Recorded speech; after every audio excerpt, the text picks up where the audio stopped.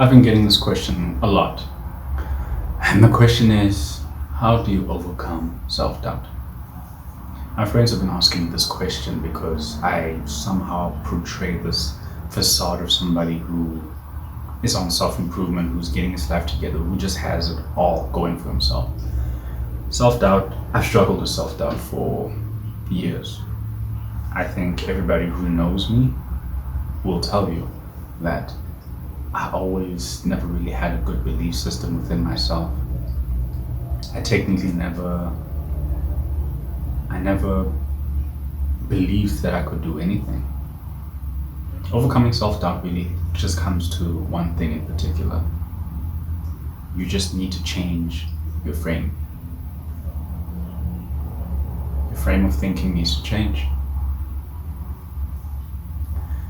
How it all started, I think it began with comparison. And obviously now since social media is like blown up, it's worse. But talking about 2013, a little story time. I used to be part of a friend group back in the day, and one of my closest friends, right? He was like everything you wanted to be as a guy. He got all the girls, he got all the achievements, his life was just a picture perfect representation of somebody who's just great, high value of some sort, right? He had it all. And I think starting from there, the first thing that happened while I was in the friend group was people started identifying me as so-and-so's friend, you know. I never had my own identity. No one knew my name. It was like, oh, hi, so-and-so's friend. I didn't have my own identity. And as I grew, I started accepting that reality that, oh, I'm just a shadow to my friend. I didn't have my own foundation. I didn't have my own grounding. I wasn't who I thought I was. I just thought, you know what, me and this guy are going to make it together and I'm just going to be in the shadows while he gets all the glory. And I didn't have my own structure, my own self-foundation. I didn't have confidence within myself. And the more things happened, gradually shit just became worse and worse. I started lacking in school. I started messing up my relationships. I was depressed as shit. Everything just went downhill. I was a wreck, bro. Because I told myself that if I can't get that, then what's the point? I don't think I'm worthy of that shit. And from that time, everything just went south. And looking back was crazy, I'm not gonna lie to you. It's embarrassing to talk about it, but at the end of the day, I'm grateful that I went through it, you know. Sorry,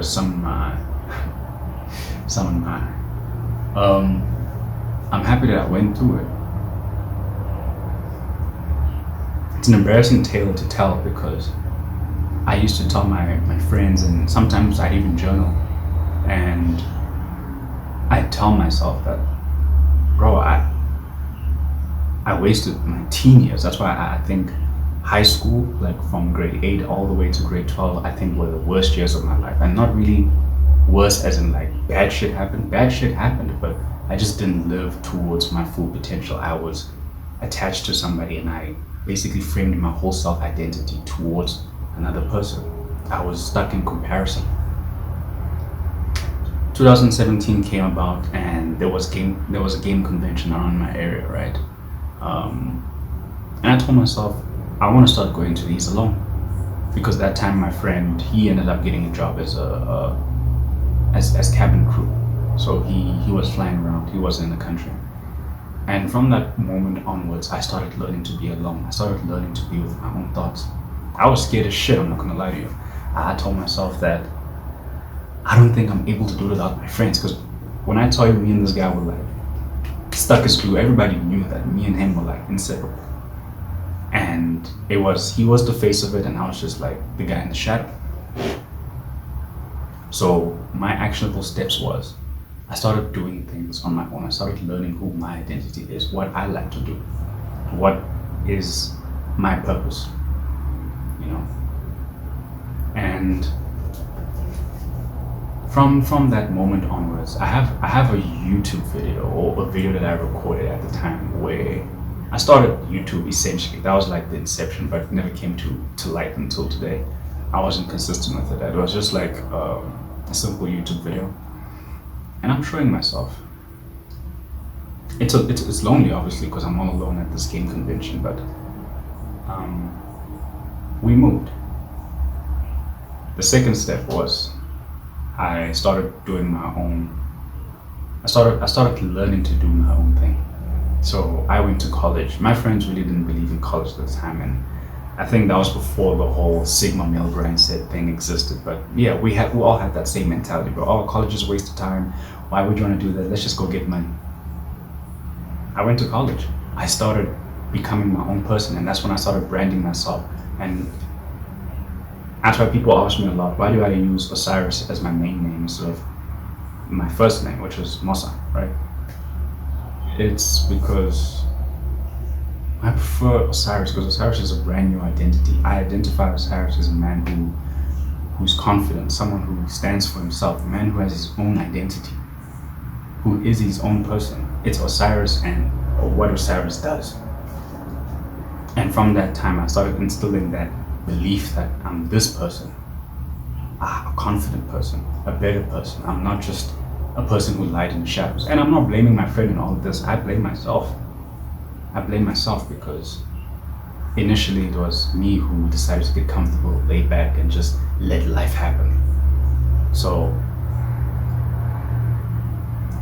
eventually at that time, I started doing new things. And 2018 was around the time I joined college. I forgot to mention that. And obviously at that time I met a guy who introduced me to pickup artistry. And from that time, pickup artistry, obviously getting girls, you know the gist, but the main story around it was you have to focus on inner game. And obviously me focusing on my inner game, I had to instill new identities, believe in myself, gain confidence. And learning that, I started slowly overcoming doubt. And then 2020 came, and that's obviously where we all are now. COVID happened, and I went to shit. So around 2020 was when I started taking self-development very seriously. And when I did that, that's when I started to overcome doubt truly. Because 2018 in college, I was still very up and down. I wasn't truly serious about it. But 2020 is when it actually started changing my life. And what I did was I started taking actionable steps. It's not just only about, gaining confidence and whatnot. We're trying to overcome doubt, as in, I want to start a new project, but I don't want to doubt myself from failing. Because we have that inner voice that tells us, oh no bro, I don't feel like it's gonna work. What if people judge me? Just do it. And I started doing it. I started working out. That time I consumed more social self-improvement content like crazy. And every single day I took actionable steps to just change. I can't do 100 push-ups. Just do 20 for today. If you can't do 20, just do 10. And then tomorrow, another 10. And the next day, another 10. And then the next week, 10s only. Next time, do 20. Then 30, then 40, And then start splitting it up into sets, like 10 sets of 10, 5 sets of 20. And from there, I started learning. Taking small actionable steps proved to myself that I can do it. What's stopping me? Why was I so afraid? I don't think I'm completely rid of doubt. It still lingers. Before I started posting consistently this year, I had that doubt that what if my videos don't blow up? But they're going to blow up. I believe that one day my videos will reach the right audience and I'm able to motivate a lot of people, as much people as I want to. Shit, I'm trying to get 100K. I know that's far-fetched, but it's definitely going to happen. It's happened. It's happening as we speak. This is the road to 100K. And obviously in this time, I'm not only just trying to focus on getting 100K, but being consistent, proving to myself that every time I post a video, it's proof that I'm doing it. My main goal wasn't only just to make 100K, but was to be consistent. And from that, I proved to myself. And when I proved to myself, that voice of doubt starts to get lower and lower. And soon enough, I seem to exude confidence, but I still do have inner doubts. But I think I'm more comfortable now recording than how I was before I even started recording as much as I did now. Doubt, you'll never let go of doubt. Doubt it's a part of us. Whenever you try something new, there's always that voice that tells you you shouldn't. But there's a quote that says that, if you fear something, that means you should do it. Obviously, if it doesn't harm your life, right? And basically, your best life exists on the other side of fear.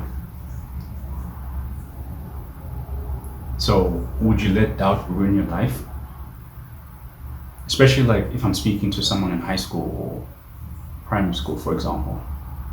I wouldn't want you to go through your high school life because you doubted yourself or you weren't as charismatic, you didn't push yourself forward to get the best awards in sports, or just do what you want to do, start a business, or I don't know, join the swimming team. Maybe you don't know how to swim, for example. Don't fear doubt. Doubt sometimes is just there as I feel like sometimes you can associate fear as excitement in a way. I want to do this, but I don't know if it's gonna work out. I don't know if it's gonna be great, but do it. Actionable steps lead to consistency, and consistency just leads to whatever your goal is, and eventually you will get there. So, how I overcame doubt, I just started taking the right steps. I gave myself basically small chunks of the big thing. And every day I kept improving myself 1% every single day. And once you feel comfortable, you look back and be like, why was I afraid of this in the first place? It's not easy. It's not easy. I mean, like I told you in the story, I've been ruled by doubt for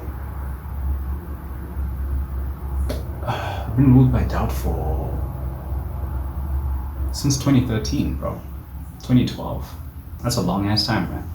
2011, probably. That's when I started grade 8 high school. So take the necessary steps. And also change your mindset that if this is what I want, I'm gonna have to step into the unknown. Your best life exists on the other side of fear. And that's all I got for today. Hope that makes sense. Thank you guys for watching. Like, comment, and subscribe. Stay tuned for more.